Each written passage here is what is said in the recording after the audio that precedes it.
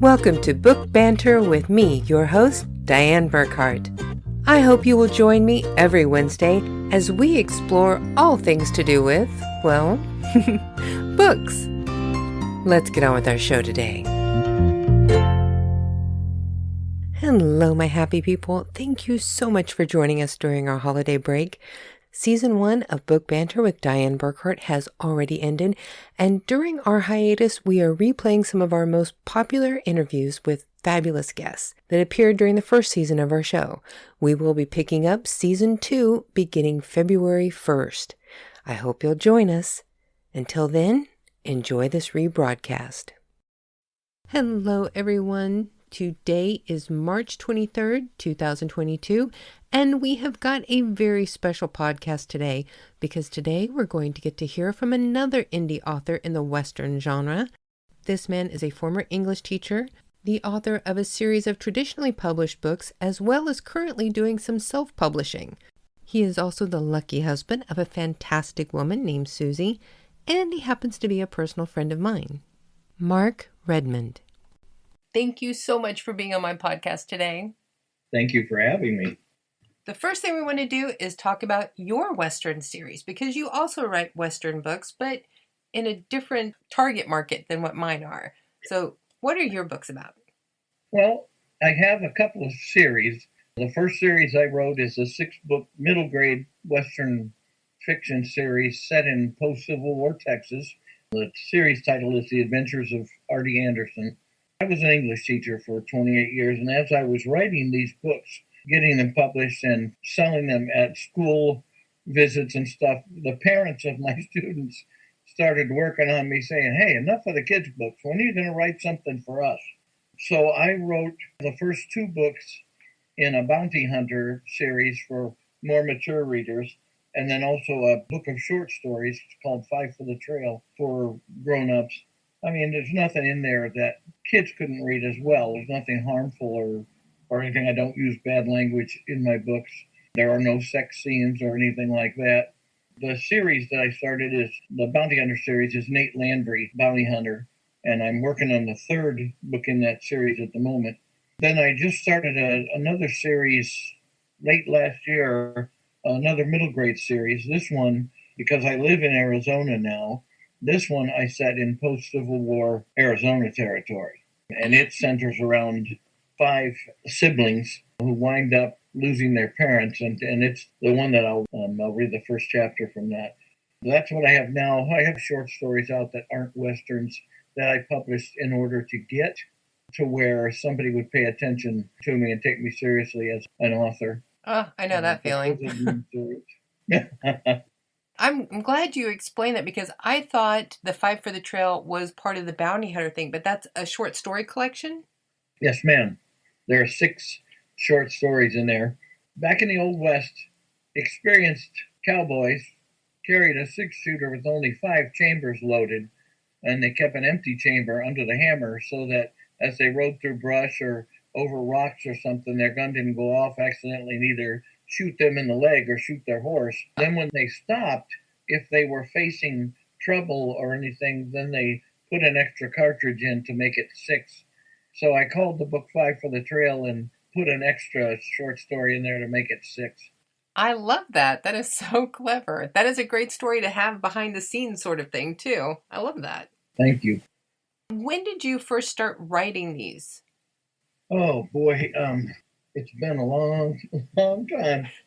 The first Artie Anderson book was published in 1999. But, Dianne, I know you know this. If you work with a traditional publisher, and that first series is published by a traditional publisher, everything else I have so far is self-published. I started sending that manuscript out and trying to get people to look at it and get somebody interested in publishing it 11 years before it got published. Yeah. That's how long it took. Yeah, that does not surprise me at all. I think that's the one thing that discourages so many creative minds is the process of having to get published. It's not actually the writing or having to deal with the editing and things like that. It's the process of getting your work noticed and getting it published, that's the part that's draining. That's true. If you're going to try to get somebody to publish your book, you have to have thick skin. Oh, yeah. Because you're going to get some editors are very courteous. They explain why the book isn't a good fit. Others just basically say no. Yeah. Well, and even when you're doing self-publishing, some of the reviews that you can get from people can be pretty biting too. Yep, that's true. I think anytime you want to put your creative endeavors out to the public, you have to be ready for people to hate it. I mean, there's always going to be somebody who loves it, but you have to be prepared for people to hate it too. And you just have to let that roll off you and realize that's just somebody's opinion. Exactly. Everything's not going to be for everyone. Right, and writing Westerns the way you and I do, for sure, Westerns aren't for everyone. Oh, yeah. So now what is the next thing that you have planned? What is the next big thing that you would like to try? Do you want to give a podcast a try? My agenda for this year, I'm working on that next Nate Landry book, the third one in the series. Mm-hmm. And at the same time, I just started, again, I'm an old guy, so I'm kind of a technological dinosaur.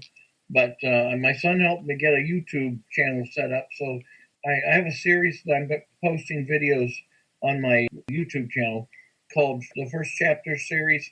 And I read the first chapter of the first two Artie Anderson books. This weekend, I hope to pick up there and maybe finish the series by reading the first chapter of each book. I actually just saw that. Oh, good. I do have to tell you, I'm not quite as smooth a reader as you are. But a lot of times people enjoy hearing the author read the book. Oh, yeah. And I figured this would be good practice for me for when I start doing the audiobooks. I want to go through each one of my books, including the new one that hasn't been published yet. Do you want to practice reading one of your books right now? Sure. This is the first chapter from the new middle grade series I started. It's called the Box M Gang. It'll be the adventures of the Box M Gang, the series. And this one is the one that's set in post-Civil War Arizona territory. And it's told by the 15-year-old daughter. But this is chapter 1. When I found Pa lying on the stable floor one morning, I knew he was dead before I rolled him over. Doc Greenwood had told us almost a year ago that something was wrong with Pa's heart. Pa hadn't looked or acted sick, so we reckoned the problem must not have been too serious. Sitting with my back against one of the stalls, I began planning what to do next. I reckon most folks believe that a 15-year-old girl ought to cry when one of her parents dies. And I did cry when Ma passed. In fact, I couldn't stop crying. 2 years later, I still cried whenever I thought about her. But as I sat there looking at Pa, I felt no sadness. I shed no tears. I had loved him because he was my father. I had never liked him. Pa had been a hard man. He had driven Ma and his 5 children instead of leading us. There had been no tenderness in him toward any of us.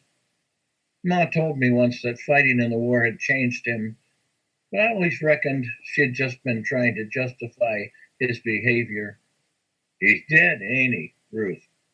I jumped at the sound of Thad's voice. He had entered the stable silently, walking the way Pa had taught him. He had paused just inside the door, but then he glided to the stall and sat beside me. He put his arm around my shoulders, and neither of us spoke for a while. Finally, Thad broke the silence. I reckon you should tell the young'uns, he said. I always smiled when Thad referred to our younger sister and 2 brothers as the young'uns because they weren't much younger than the 2 of us. We don't want them coming out here and seeing Pa like this. I'll dig a grave beside Ma's. Maybe you should come in the house with me before you do any digging, I said. Let's tell the others together. I reckon we need to talk about a few things. Thad gave me a curious look, but he helped me to my feet and followed me into the house. Although I was a year older than Thad, I had never tried to boss him around. We had always been friends. The five of us gathered around the large oak table in the kitchen. Billy and Bart sat across from me. "Where's the grub?" asked Billy. "I'm hungry." I smiled. Like most 8-year-old boys, Billy was always hungry. I reckon that was why he was nearly as big as Bart, who was 2 years older. "Where's Pa?" asked Bart. "He went to the stable," said Sarah. "At 12, she was often mistaken for my twin, or even, to her delight, my older sister. I'll tell him to wash and come to breakfast." She pushed her chair back and started toward the door. "Wait," I said. Sarah looked over her shoulder at me but kept walking. "Why?" she asked. Glancing at the stove, she grinned. "Well, I declare, Ruthie Martin, you haven't prepared our breakfast yet. What have you been doing that was so important that you neglected your duties? Pa isn't going to be happy about this when I sit down, Sarah," I said. "You're not the boss of me." Sarah opened the door. "Pa's not coming to breakfast," I said. "Today or ever again." Sarah closed the door, tiptoed back to the table, and sat beside me. Staring at the table, she reached to take my hand. "What do you mean?" she whispered. "Did Pa run away?" Billy asked. "Last year Johnny Davis ran away to join the army," said Bart. "Did Pa run away to join the army?" Billy asked. "No," I said. "Pa died." Then, not because of losing Pa, but because of the hurt I saw in those three faces, I cried. Billy and Bart cried too, but Thad and Sarah just sat, staring at the table. Nobody spoke for a while. Billy had leaned forward on the table and buried his face in his arms. He startled the rest of us when he sat up and wailed, "We're orphans! The sheriff's going to take us to the orphan house." Getting Billy to settle down took some time. Thad built a fire in the stove, and I made us some flapjacks for breakfast. As I worked, I planned. We ate in silence. When everybody but Billy had finished, I began to share my plan. "If we all work together," I said, "I think we can stay here instead of going to the orphanage." "Billy's right," Sarah said. "As soon as folks find out Pa's dead, the sheriff will come out with the buckboard and haul us to the orphanage." Billy started wailing again. "We're going to the orphan house." After we had settled Billy down for the second time, I started over. "If we all work together," I said, "I think we can stay here." "We can't stay here now that Pa's gone," Thad said. "Sarah's right. As soon as folks find out, the sheriff will come for us." Billy opened his mouth and covered his eyes. "Stop, Billy," I said. "Don't you start fussing again until you hear me out." I looked around the table at what was left of my family. Sarah's right. Once the town folks find out that Pa's gone, they'll want to put us in the orphanage. That's why we're going to make sure they don't find out. Four mouths dropped open. I couldn't keep from smiling just a little. "Think about it," I said. "Pa doesn't have to be alive to keep us out of the orphanage. Folks just have to think he's alive. If we work together, we can keep this place going without him." I looked at Thad. "To start with," I said, "we need to bury Pa where no one will see his grave. Burying him next to Ma would spill the beans." Billy whimpered. "Beans is all they feed them orphans at the orphan house." "Bart, you and Billy get dressed and tend to the livestock," I said. "Sarah, clear the table and wash the dishes. Give Thad and me an hour, and then bring the boys to that stand of cottonwoods by the swimming hole." Sarah shoved her chair back and stood with her hands on her hip. She sneered and shook her head. "You are not the boss of me," she said. "Just because Pa is gone." "Fine," I said. "Just pack a carpet bag with whatever you want to take to the orphanage. We don't want the sheriff to have to wait when he brings the buckboard to haul us away." I pushed my chair in, turned, and walked toward the door. With my hand on the latch, I said, Thad, if we're going to the orphanage, we don't need to hide Pa's grave. I reckon we can just bury him beside Ma and save ourselves some trouble. No, wait, Sarah said. I'm sorry. I'll clear the table and wash the dishes. You and Thad bury Pa near the cottonwoods. When I turned to look at Sarah, she was pale. Her hands were clasped in front of her.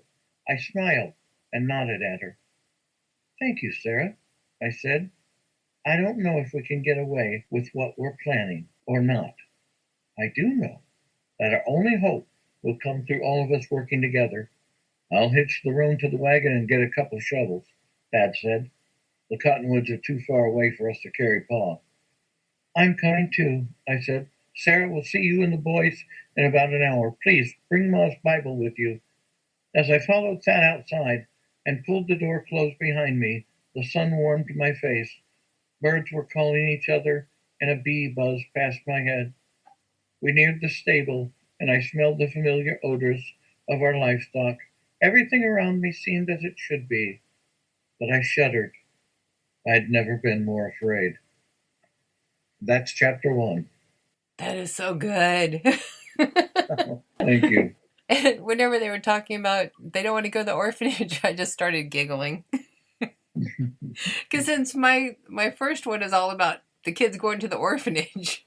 I know. I thought about that when I was writing that. I thought there were orphanages all over the place back then. There had to be. Well, and you know, part of the reason why I got the idea for my storyline was because my father and his sisters actually were in a children's home for a while. Oh, my.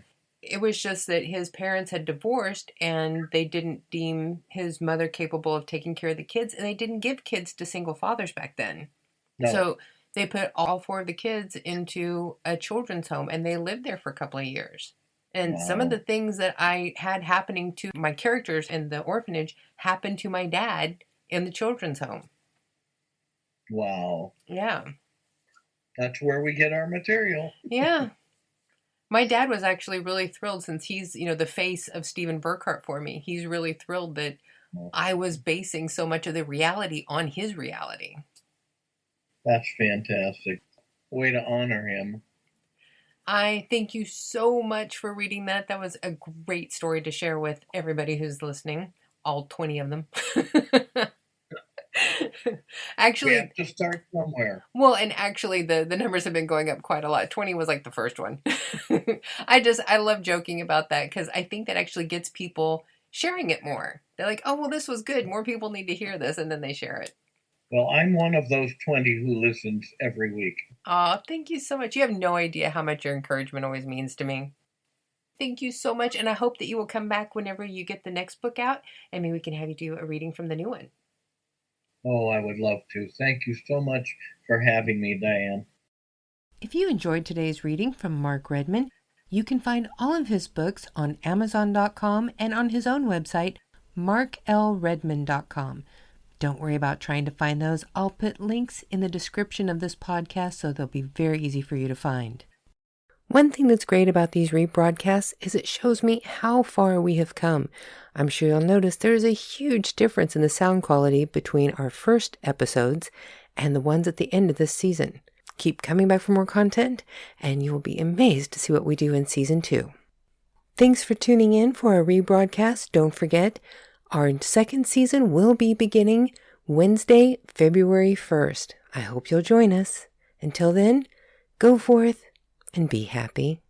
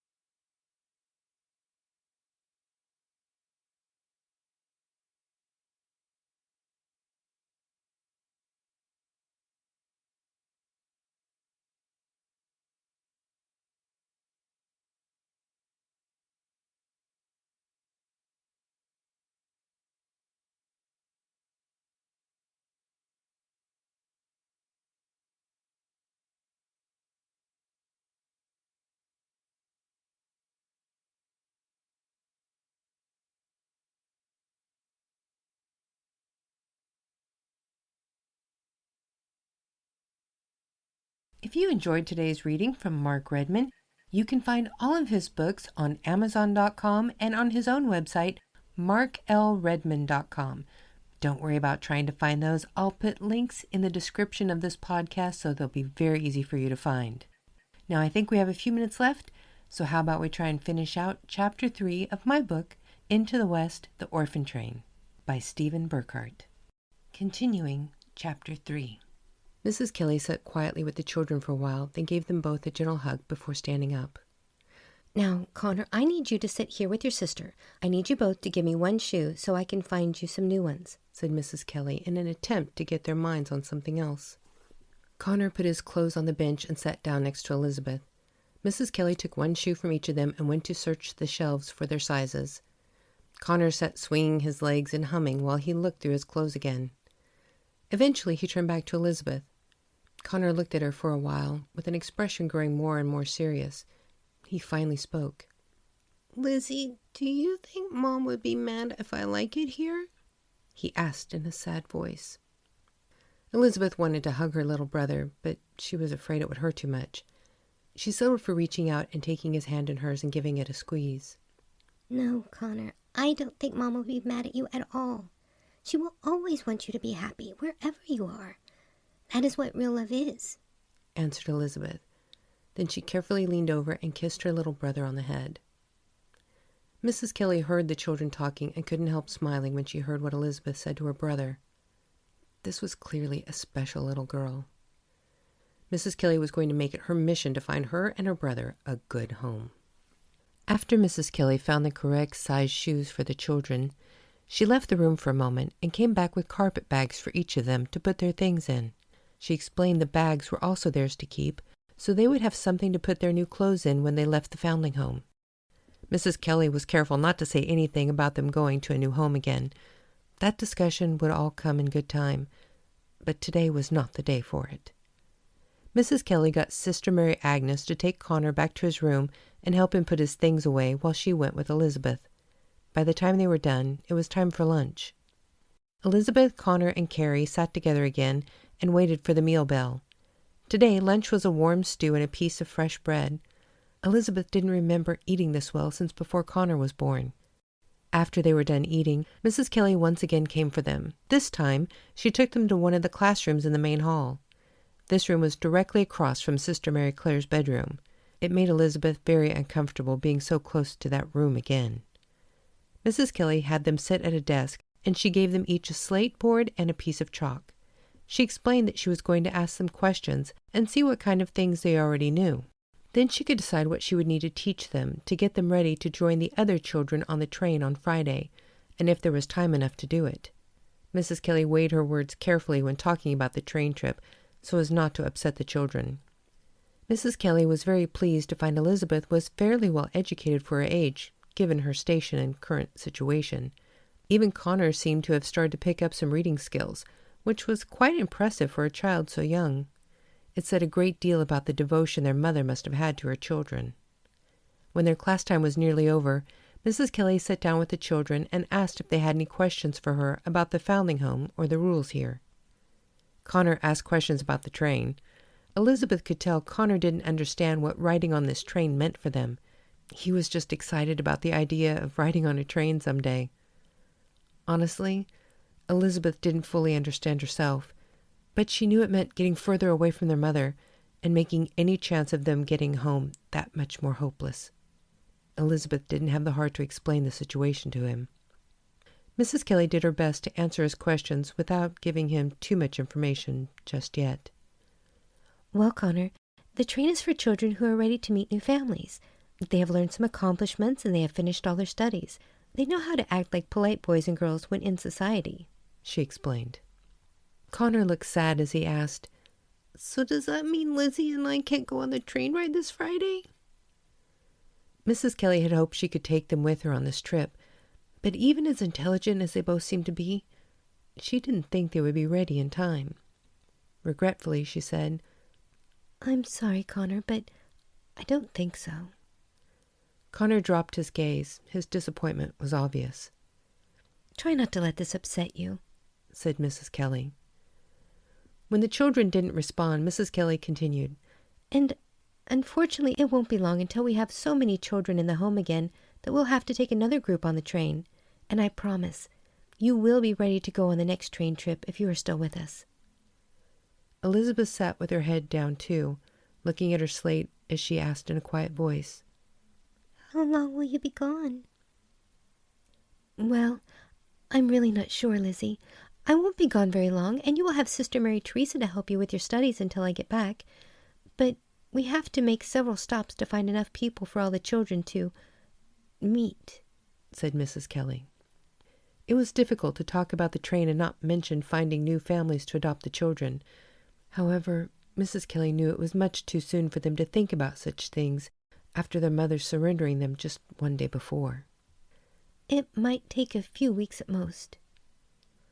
Elizabeth looked across the hall at Sister Mary Clare's room.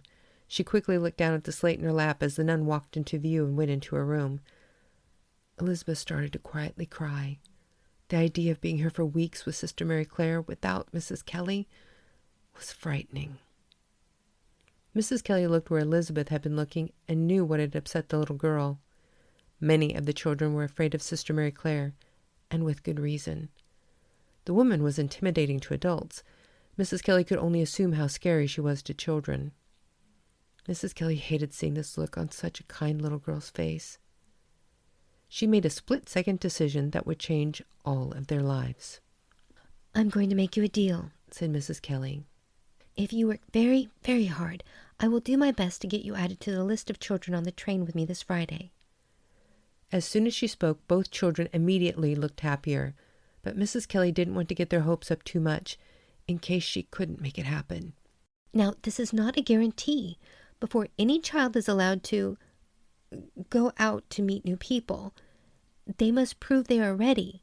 You two will have to prove you have learned the basic skills the foundling home requires of its wards. If you can't do that, you will not be added to the travel list. Is that clear? Asked Mrs. Kelly.